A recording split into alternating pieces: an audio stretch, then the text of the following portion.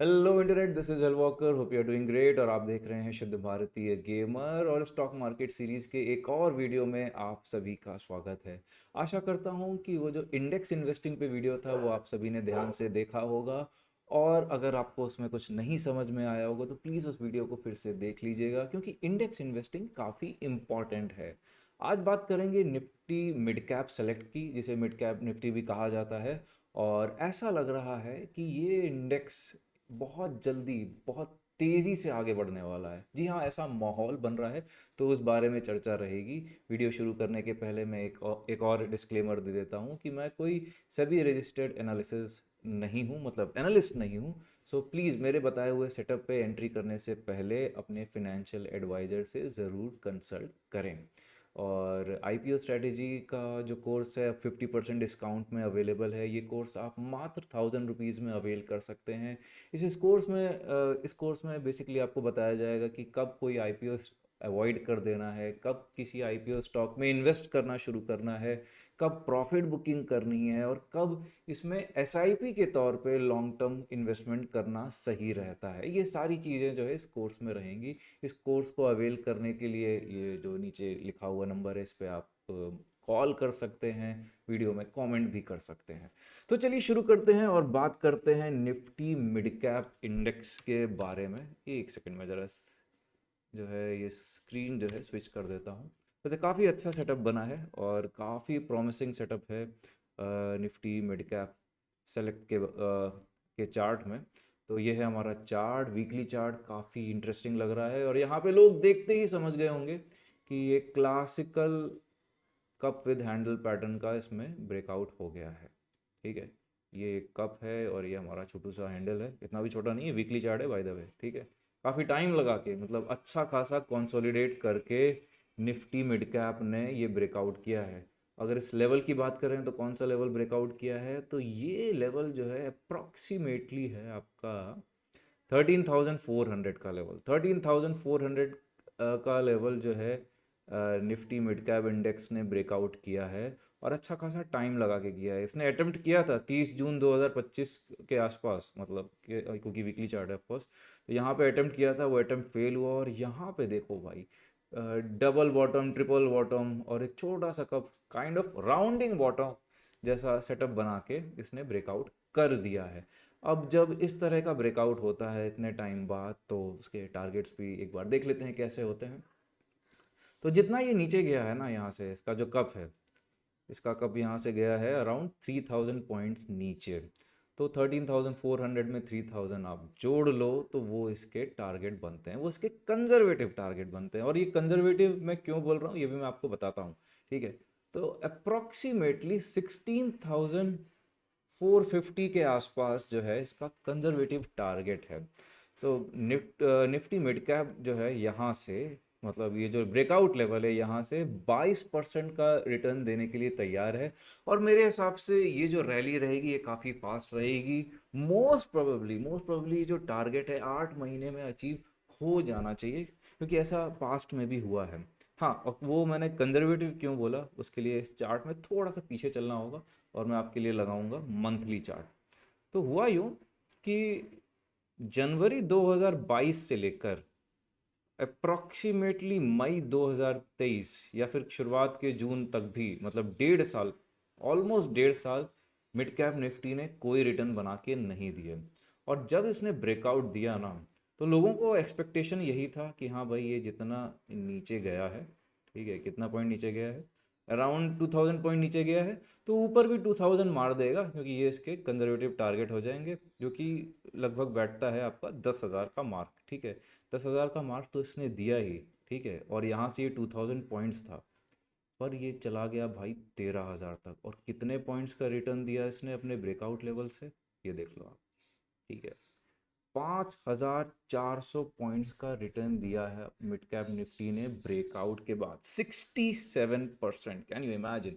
ठीक है, तो उस वजह से, मतलब अगर इसी सिनेरियो को हम लोग ध्यान में रखें, तो अब जो अचीवेबल टारगेट है, कंजर्वेटिव नहीं, अब अचीवेबल टारगेट्स में जाते हैं ना, तो मेरे हिसाब से वो कहीं ना कहीं 19,000 का टारगेट है। ठीक है, यहाँ से 6,000 पॉइंट पकड़ लेते हैं। ये भी लाइक ऐसा नहीं है कि भाई बहुत हाई फाई टारगेट 20,000 प्लस का है, वो मैं बताऊंगा क्यों। तो ठीक है, तो अराउंड 19,500 आप मान लो, ये इसके अचीवेबल टारगेट हैं यहाँ से। ठीक है, तो ऑब्वियस ही बात है कि मिड कैप जो स्टॉक्स होते हैं उनके सबसे ज़्यादा चांसेस होते हैं लार्ज कैप मतलब निफ्टी 50 के स्टॉक्स बनने की। तो उस वजह से जो मिड कैप सेलेक्ट है या फिर मिड कैप निफ्टी इंडेक्स है, उसमें एक एक्सटेंडेड रन आ जाता है। ठीक है, तो उसकी पॉसिबिलिटी हमेशा बनी रहती है। अब क्या है कि अब इसके कंपोनेंट्स की अगर बात करें, करंट कंपोनेंट्स की बात करें, जैसे कि आप स्क्रीन पे देख भी सकते हो, तो उसमें बीएससी है, हीरो मोटोकॉर्प है, सुज़लोन है, डिक्सन है, परसिस्टेंट सिस्टम्स है, एचडीएफसी एमसी, और इसके अलावा भी मोर देन 100 कंपनीज हैं। ठीक है, तो होगा क्या कि भाई इनमें से जो सबसे ज़्यादा वेटेज है वो कंपेरेटिवली कम रिटर्न देगा, जिसका कम वेटेज है वो हो सकता है ज़्यादा रिटर्न दे, और उसके चांसेस भी तो बहुत कम हैं। और कुछ कंपनीज ऑब्वियसली जैसे कि मैंने बताया कि यहाँ से डबल या ट्रिपल हो जाए, तो उस कॉम्प्लेक्सिटी में ना पड़ के, क्योंकि आप स्टॉक खरीदने जाओगे, आपने लिया और भाई वो आपके मनपसंद लेवल पे नहीं मिला, जैसे कि इनमें से अगर मैं देखूं, चाहे परसिस्टेंट देख लूं, चाहे डिक्सन देख लूं, चाहे मैं बीएससी देख लूं, तो इन लेवल्स में मेरी लेने की हिम्मत नहीं है भाई। और डिक्सन में तो मुझे अभी कोई बुलिश मोमेंटम दिखता भी नहीं है। ठीक है, तो नहीं भाई नहीं, यहाँ पे चीज़ें बहुत बहुत कॉम्प्लिकेटेड हैं। ठीक है, आपको फिर सही लेवल का वेट करना पड़ेगा स्टॉक्स में, तो वो सिनेरियो अलग है, वो एक हाई रिस्क हाई रिवॉर्ड वाला सिनेरियो है। यहाँ पे आपका लो रिस्क हाई रिवॉर्ड वाला सीन है। तो उससे बेटर ये है कि भाई जो कंपनी यहाँ से 3 टाइम्स जा रही है उसके कुछ बेनिफिट्स ले लूँ, जो कंपनी यहाँ से 10% ऊपर जा रही है उसके कुछ बेनिफिट्स ले लूँ, ताकि जो कंपनी जो ड्रैग कर रही है इंडेक्स को, जो नीचे आ रही है, जो नेगेटिव रिटर्न्स दे रही है, वो कहीं ना कहीं कॉम्पनसेट हो जाए। तो इस हिसाब से लोग इंडेक्स में इन्वेस्ट करते हैं। और रिटर्न्स कम नहीं है यार, यहाँ से लाइक 30-40% का रिटर्न इज़ नॉट बैड, और 22% तो कंजर्वेटिव रिटर्न है। मतलब किसी भी एफडी से इस वक्त मिड कैप निफ्टी में ज़्यादा रिटर्न्स बनने की संभावना है, like we can not deny that. तो मेरे हिसाब से जो यहाँ पे गोल्डन लेवल रहेगा इसे बाई करने का, वो होना चाहिए समवेयर अराउंड 13,422। ठीक है, क्या इसमें डिप मिल सकता है? उसके लिए देखना पड़ेगा हमें डेली चार्ट। ठीक है, डेली चार्ट कुछ कह रहा है, यस डेली चार्ट बहुत कुछ कह रहा है इनफैक्ट। तो डेली चार्ट ये कह रहा है कि भाई एक गैप क्रिएट हो गया है 13,766 के आसपास, और आरएसआई भी थोड़ा सा ओवरबॉट चल रहा है। तो मेरे हिसाब से होना क्या चाहिए कि एक डिप तो 13,650 तक का बनता है, उसके बाद एक एक्सटेंडेड डिप कहाँ तक आ सकता है 13,400, और मैक्सिमम मेरे हिसाब से 13,200 भी आ सकता है। वो तो भाई एकदम स्टील डील रहेगी अगर 13,200 आता है, तो मैं पूरी कोशिश करूंगा कि इसमें कुछ पैसे डाल दूं। और या फिर कुछ लोग क्या करेंगे कि कुछ पैसे 13,800 के आसपास डाल देंगे, और कुछ जब डिप मिलेगा तब डालेंगे, वो भी एक अच्छी स्ट्रैटेजी है। ठीक है, और इसमें मूवमेंट फास्ट रहते हैं, मिड कैप निफ्टी फास्ट चलता है क्योंकि इसके कंपोनेंट्स ही इस तरह के हैं। तो मेक श्योर कि ये सारी चीज़ें आप जो थोड़ा सा ढंग से आप अपने हिसाब से भी स्टडी करो, इसके कंपोनेंट्स के बारे में पढ़ो। क्या पता कि भाई चीता लौंडा मतलब इस पर्टिकुलर रैली का इंजन आपके हाथ में लग जाए और वो इंडेक्स को आउट परफॉर्म करके ज़्यादा पैसे बनाते, इसकी पॉसिबिलिटी है।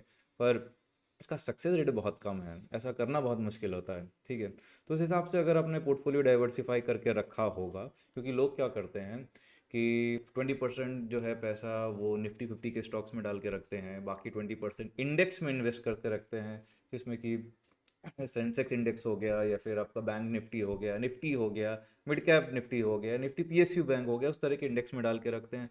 बाकी 60% को यूजुअली करना क्या चाहिए कि 30% मिड कैप में डिप्लॉय कर दो, 30% स्मॉल कैप में डिप्लॉय कर दो, क्योंकि इन दी एंड जो वेल्थ क्रिएशन है वो आपको या तो मिड कैप स्टॉक से मिलेगी या तो स्मॉल कैप से मिलेगी। निफ्टी 50 के जो स्टॉक्स हैं वो वेल्थ क्रिएशन में तो नहीं, हाँ थोड़ा बहुत कंपाउंडिंग में आपकी हेल्प कर सकते हैं, इन्फ्लेशन को बीट करने में आपकी बहुत हेल्प कर सकते हैं। तो इस हिसाब से लोग जो है रिस्क के हिसाब से कंपनीज बाय करते हैं। तो वो जो 30% आपने मिड कैप में इन्वेस्ट किया है उसके चलने का टाइम आ गया है।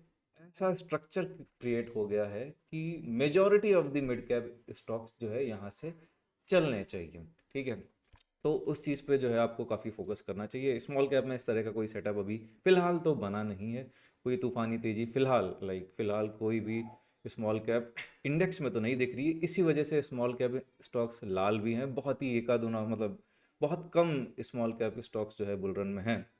अगर वो आपके पास है तो भाई कॉन्ग्रेचुलेशंस टू यू। तो इस हिसाब से हमारा इंडेक्स चलता है। And that's it in the video, hope you like it. और अगर अभी तक चैनल को सब्सक्राइब नहीं किया है तो प्लीज़ कर लें। Hell walker signing out, piece.